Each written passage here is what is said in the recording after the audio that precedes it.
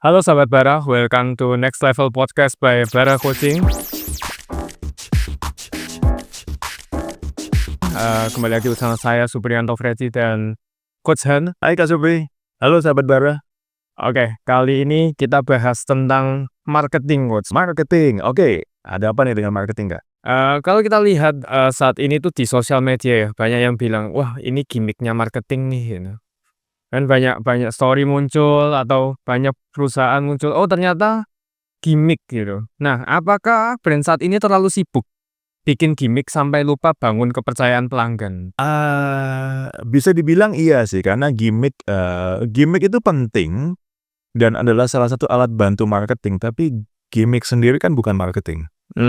Ya, marketing pada dasarnya itu adalah sebuah komunikasi dan edukasi tentang value apa yang Anda miliki dan bagaimana produk Anda itu bisa menjawab frustrasi pelanggan. Ada PMF, product market fit, yang dikomunikasikan oleh marketing. Dan kalau berdasarkan ilmu standarnya, marketing kan paling nggak ada 4P atau 4P marketing, ada 7P marketing bahkan sekarang, dan bahkan juga berkembang menjadi banyak turunannya. Jadi bukan cuma sekedar gimmick. Cuma yang menarik bagi gimmick itu kan instan. Ya, jadi seolah-olah kita lempar sesuatu langsung ditangkap oleh pasar. Sedangkan kalau kita membangun marketing yang sebenarnya, yang standar dan yang komprehensif, itu kan kayaknya misalnya kita mulai dengan 4P. Kita mulai dengan analisa dulu STP-nya. Kita kerjakan dengan standar. Kok kayaknya nggak dapat ya? Kapan nih dapat balik? Nah, ini yang membuat akhirnya kita tergoda untuk fokus kepada cara cepat. Ya biasanya melalui gimmick-gimmick itulah.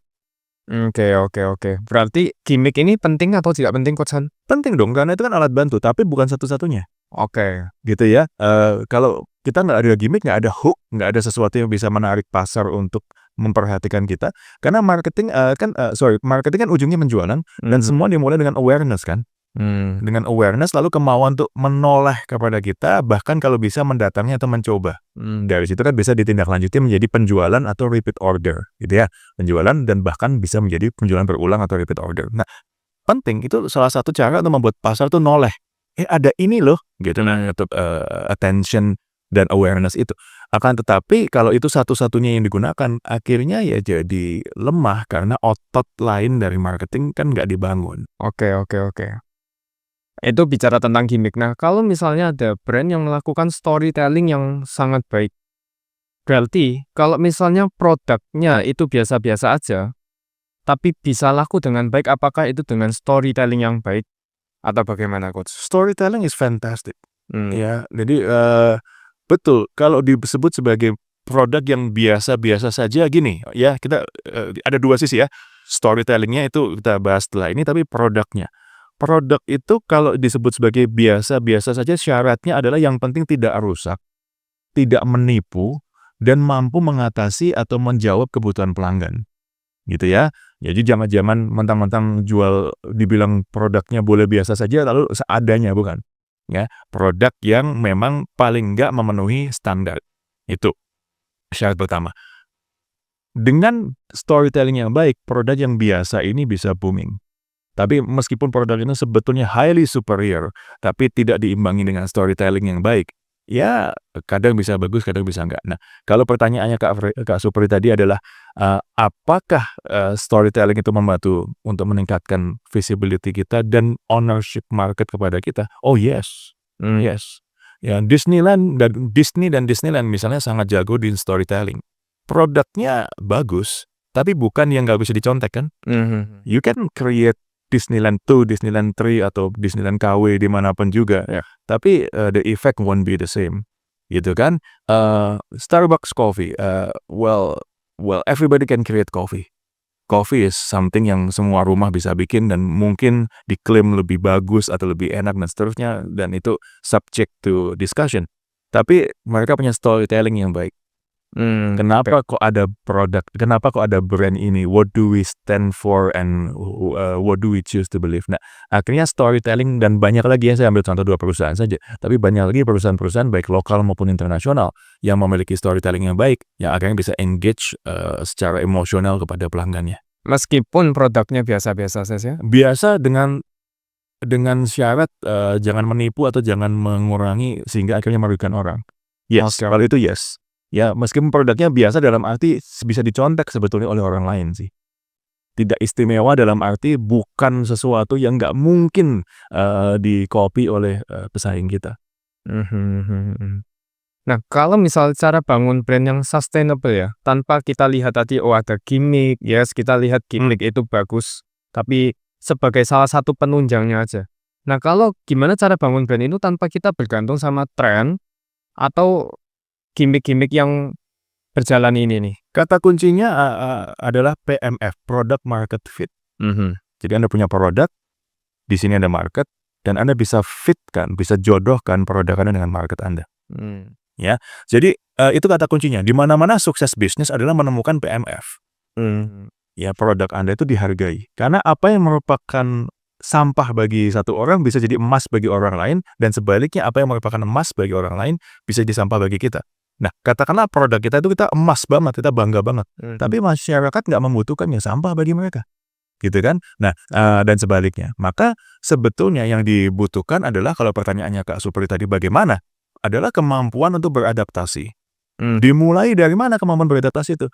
Dimulai dari kemampuan untuk mendengar dan berempati dengan frustrasi pasar, dengan kebutuhan masyarakat, pelanggan kita maksudnya, dengan tren yang ada. Tren perlu diperhatikan untuk membaca sebetulnya yang berubah itu ekspektasi pelanggan apa dikarenakan oleh tren ini. Ya, ekspektasinya apa?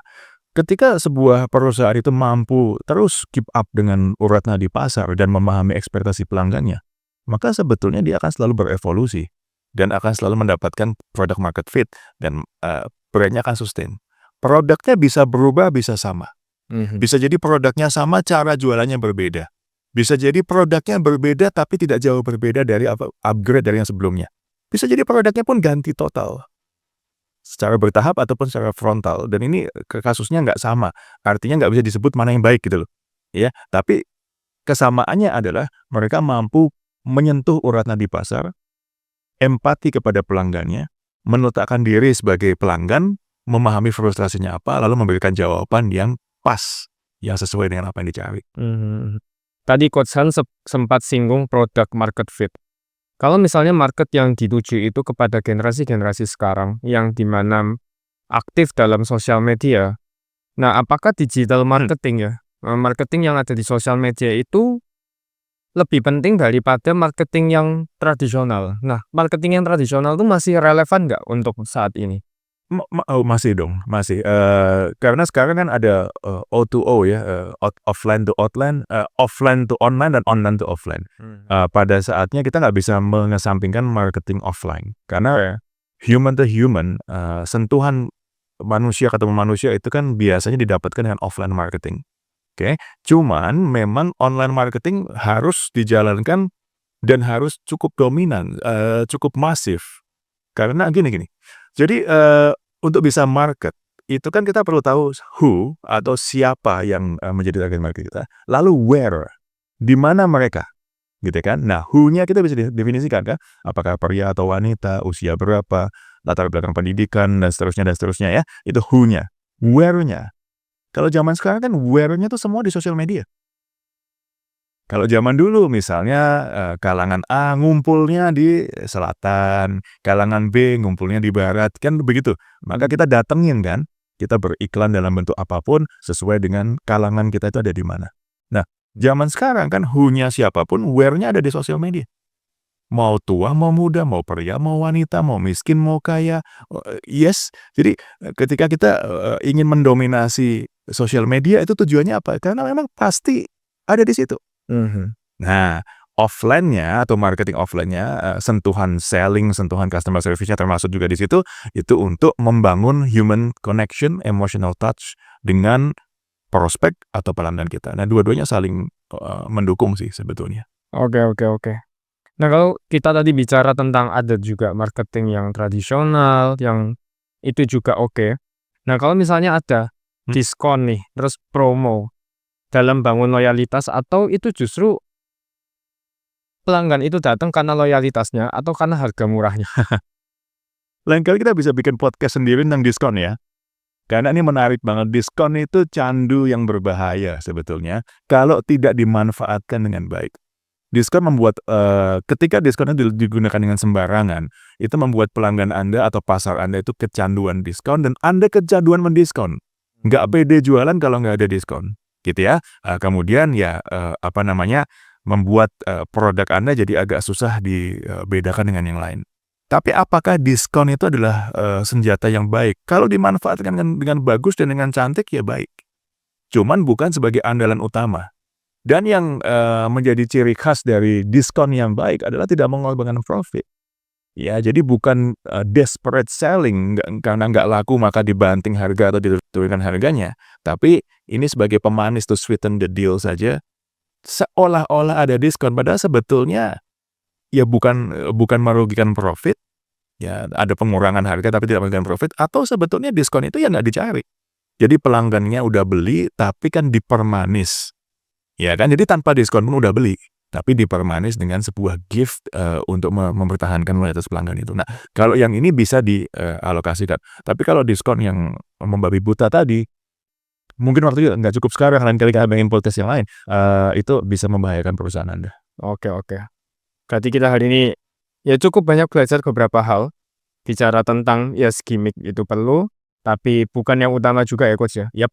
Dan storytelling untuk bangun brand juga baik, tapi kita juga mesti mikirkan produknya. Yes. Produk juga harus punya unique selling point-nya apa. Yap. Dan juga bicara tentang diskon dan promo, dan mungkin itu yang akan jadi pembahasan di podcast berikutnya. Oh, thank you banget Coach buat Most welcome. pembahasan kali ini. Jadi kita belajar banget tentang marketing dan ini bisa diterapkan buat teman-teman yang sedang membangun bisnis atau yang lagi merintis bisnisnya, terus bagaimana strategi marketing yang tepat. Itu aja buat podcast hari ini. Saya Supriyanto Freddy. Saya Han Budiono. Salam next level.